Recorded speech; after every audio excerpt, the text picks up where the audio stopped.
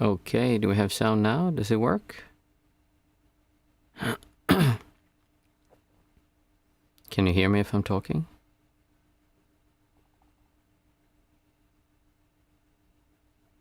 See, with the delay, I think if I understand correctly, there should be sound now. Yes, good, thank you. Oh my, well that was that was interesting. Oh my goodness. It's that expression, when it rains, it pours, or something like that. I'm happy I got the sound working at least. My autofocus for some reason is not working. Hey Christian, I'm out of focus, aren't I? Yeah. I just don't get it. Jack, so a question, if I may. At what point of the jhanas have you ended your development? From what I've read and heard, to go through all 8 takes 10 to 50 years of constant practice. Has it had any influence or you in any way? Did you feel it's there? Was it a great waste of time? No, they just happened automatically for me. I never had to focus on them. I just had, like I said, I had my herniated discs, and they always gave me a strong pressure with this sense of energy moving up and down. And that meant that I pretty much 24/7 was always focused on something inside of me, which means that the jhanas, I never tried for jhanas. I just noticed something coming all of a sudden. And I remember I was with one teacher, and he was going through all of them, and then they were just there. So for me, that was not a special thing. It depends on how you talk about jhanas, but there's basically 2 ways I've heard jhanas mentioned. One is the Mahasi method, or the more accepted method today, which is a state that is, the distortions are very soft, very calm, and you feel good, and you're a bit lulled into this state, and they go gradually lower and lower and make you, like, your vision gets wider. There's some other things that change as well, but it's ultimately, it's not like not nicest working, Mats. It's not a huge thing. Like, anyone can have them. You can have them while you're sitting in your car, when you're watching the TV. It's like, it could basically happen anytime. And then you have the more traditionalists who think that it's a state where you completely black out from reality, and you're not experiencing reality. You're just in this strong concentration state. So there's different ways of talking about them, but the way they're talked about in most traditions today, then yeah, they just come by themselves for me. And I know other people also who just sit, and then if you just know what to look for, kind of, and then you can deepen them. You can go deeper into them, of course, and then they feel different as well. But no, I don't consider it to be like something I would spend a lot of time on. Am I in focus or out of focus? I am out of focus. That is so strange. I don't understand this camera.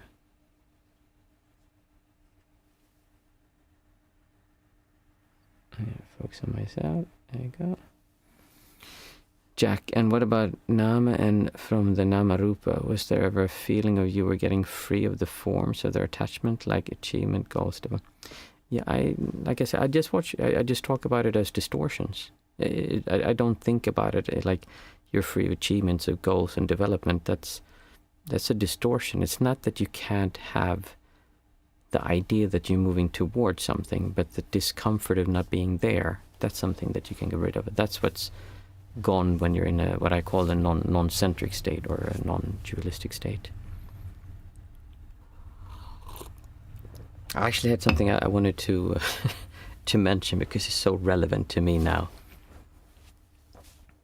Hey Beast, nice to see you. So I'll just take this because it's on my mind, and I think it's a topic that would be interesting to a lot of people. When you listen to meditation teachers, or when you come here, we often talk about, okay, just do this, and we sit and we're so calm and we're so serene, and it seems like, oh, there's no problems and nothing difficult to overcome. But there's also things that come up for everyone. It's not that you just, okay, you meditate and then it goes up, and then you get to this state where it's just like calm and peace all the time. What seems to happen is that you're meditating, and then you get rid of all these distortions, and then you have a easier time staying calm and enjoying and being happy. But when things go bad, then it's tough for everyone. It's just that it's different how it feels. So like for me, what I have my herniated discs, and I just don't sleep. I lack sleep. I slept, last time we had the meditation, I slept like 3 or 4 hours that night. I had one night I slept, then I slept again 3 or 4 hours. Then I had one night I slept okay. And then last night I slept, I think, 2.5 hours. So I slept 2.5 hours last night. And my mind is just like, ooh, it's like hurting. I'm so tired. It's painful. I almost consider not doing the sitting, but it's really, really difficult. And then obviously when I sit down and about to do the stream, then I tip over my microphone and the sound card stops working for some reason. I get it working again, and then the focus is out of place, and then there are some lights that just fall down on the floor, and then all of a sudden my computer starts like buzzing and doing weird things. And oh yeah, there's a cord, like I plug in all these connectors for my electricity, and then it goes there's like all these sparkles of electricity, and like everything goes wrong, everything. And I can see how there's 3 ways of handling that. The old me, when I was, before I had even started this journey, kind of would be like, oh, Jesus, I would have been so upset. This is so typical, and so angry. I'm like, I'm trying to do something good, and then there would have been like a lot of like, oh, this is unfair. Like I could have had a lot of the self-pity and that kind of when I get upset about it. And then you have positive thinking, which is basically saying like, oh, it's going to be okay. Well, it's fine. This is not a big deal. I'm still breathing. I'm still okay. Sure, I'm tired, but it's going to be okay. Like we're gonna survive. That's positive thinking, meaning that you have reality as it is, reality as you want it, and when they don't match, we simply make up a new idea for how we want reality to be. We say like, it's okay, and we have less distortions, but we haven't actually looked at that. If you look at distortions and you actually become good at seeing when they come up, then it will just be things happening. So there's tiredness, there's worn in the body just isn't working, the mind has a hard time forming sentences and words, and the sound card doesn't work, so then you just have to, well, I did a restart, and instead of thinking like, oh my goodness, I'm going to do a restart, people are going to die, they're going to leave and no one's going to be here, I'm like, it's okay, like I'm just going to do a restart. I'm not trying to get into positive thinking like, oh, of course they're going to stay. Like, no, it's just I do a restart because something happened and I need to do something about it. So then it's basically making choices and taking actions, not based on this idea of protecting a self, of needing to be justified as a self, of doing right or wrong. It's just what you believe is the best use of your time. And the best use of my time right now is sitting here and talking to you, because I really enjoy that. I think that's a really good use of my time. I get a lot of enjoyment from it. I get a lot of intellectual stimulation. I like the conversations, and I like sitting, so I like sitting with you. So it's just a matter of making choices, but we can take away this distortion in different ways. If we do the whole, it's not fair, like, okay, well then that's not going to be very helpful. If you do positive thinking, that's one step better, because then you have less of the distortion. But if you actually allow yourself to feel this, like, oh my goodness, this is just crap. I had it, like the whole day I had it difficult, and I get insecure, and I worry about things, and I like, oh, am I good enough? Is this going to work? And like at work, and I can't, I'm worried about driving the car, saying like I have to stop and rest before, and there's all these things that come up. And instead of making up all these stories about it, it's just things happening. They're difficult. And I'm still not rid of all of the distortions. I still have to deal with some of it. But I can tell you that it is so much easier when I don't have to protect myself, when I don't have to think, oh, I can't sit and say this in front of people because they'll think I'm not good enough to sit here and talk about meditation, or to think like, okay, I'm going to show them how I don't have a self, so I can tell them about things.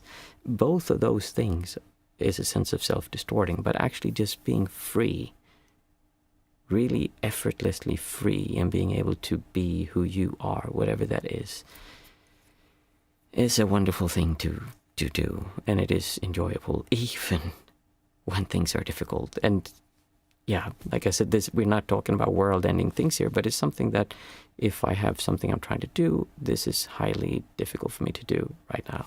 And yeah, so I just thought about that, because we talk a lot about how to deal with things, and it might seem like I never have any issues, or as if I'm always saying, this is just going to be easy. All you need to do is just this little shift, and then it's no problem. And that is actually true.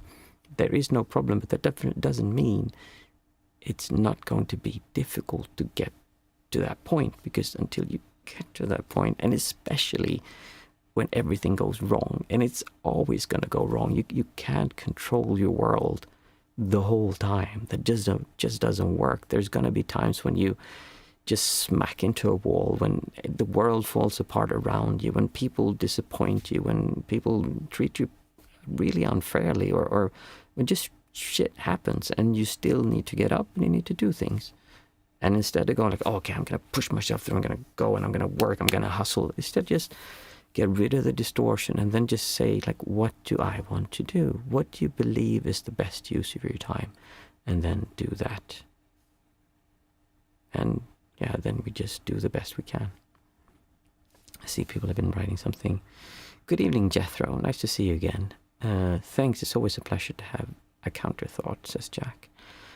Jack is saying, I let go of years and years of pointless tiring of my body with yoga practice that got me nowhere. So I just took my old edition of Dhammapada and just sat through it for like 2 hours. It's a small book, yeah.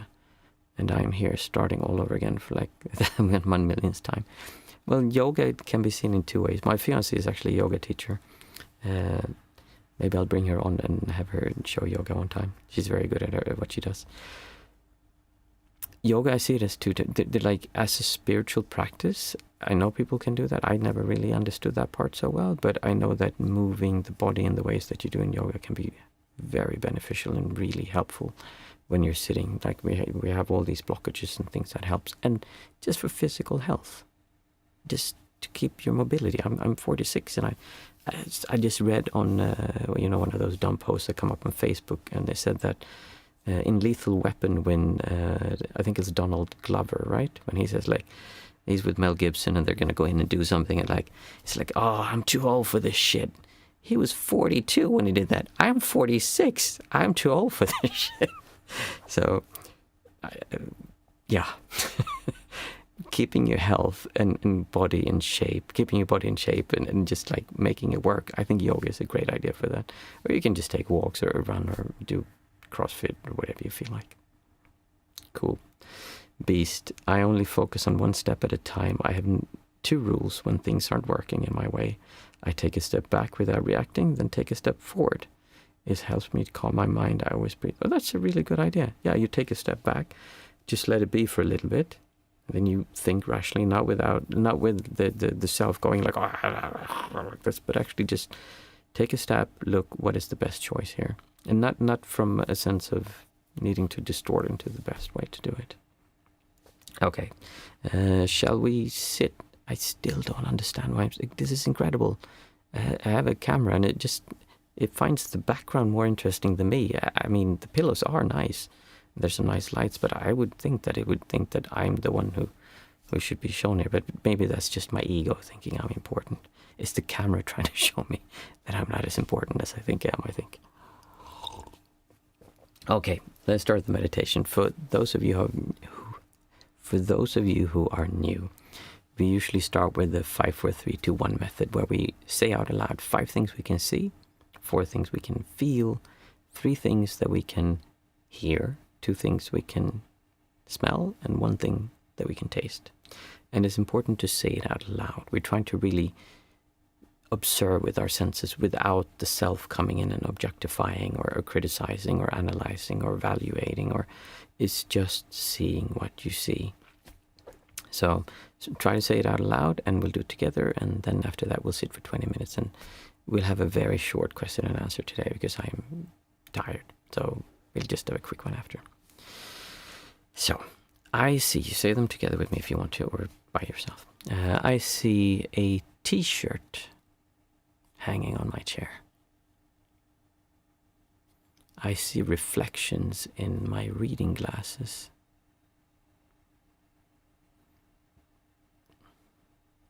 I see a beautiful light shining on a metal arm. I see a throat pill. Is it a throat pill? Coughing pill, I'm not sure. And I see some figs on the wall. Nice. There was 5 things we could see. Then we take 4 things that we can feel. So I can feel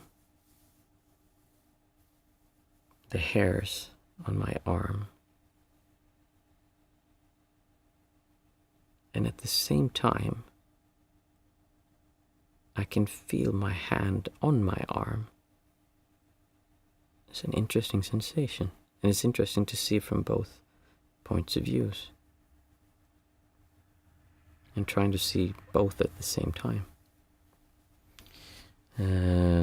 Feel. I can feel my finger being pinched. And I can feel pressure from pushing on this one. Ooh, it's too hard. That was 4 things that I could feel. Then we take 3 things that we can hear. And here try to listen for nuances within the sound. If you hear a sound, see if there's more to it than what you first hear. Maybe there's something in the background if you look a bit more. So I hear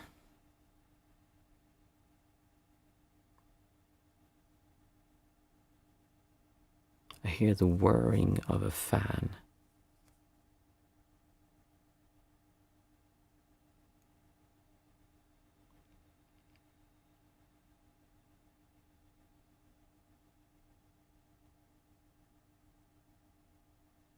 I hear creaking noises in my neck, or kind of bones popping almost.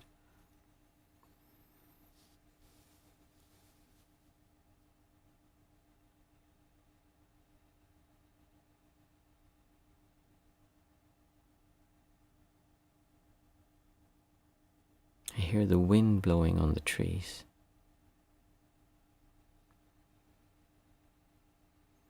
So those were 3 things that I could hear. Now we take 2 things that we can smell. And gradually we need to focus a bit more because the senses are more not so up in the forefront compared to seeing things, which is the easiest part. So smelling.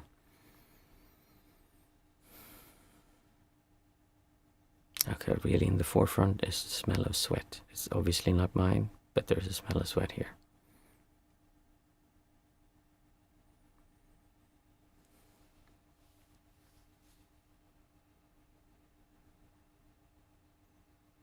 I can smell the freshness of the air from the outside. There's a little bit of puff of wind coming through the window.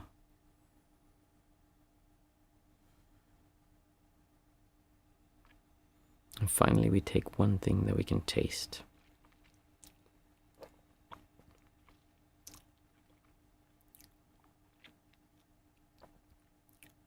I can taste mint or menthol. I brushed my teeth.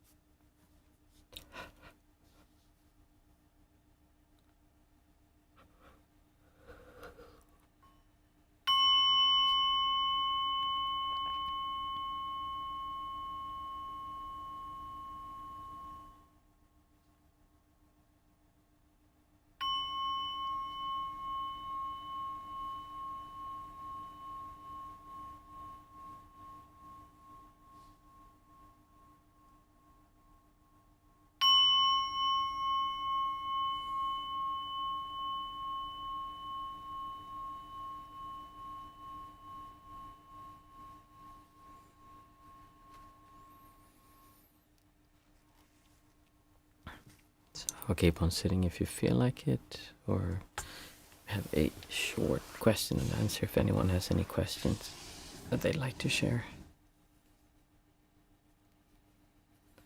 Jack Crusher, I hope you sleep well. There's nothing worse than lack of good sleep. I know. It's terrible. Like I said, I have my herniated discs in my neck that just keep waking me up, and I wake up and just completely tensed and feel like I'm burning up, like I have hot flashes. It's just I only have two.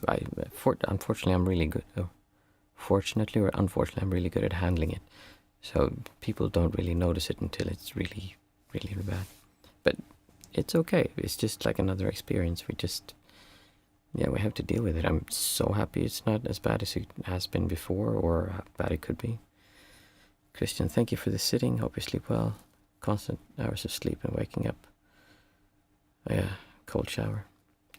Yeah, let's just go to bed tonight, guys. I'm sorry if I cut it a bit short and maybe not so enthusiastic this time, but I'll see you all back on Monday, and then hopefully, or very likely at least, I'll have slept well and we'll have a bit more discussion. Thank you, everyone. Have a great weekend, and thank you for coming.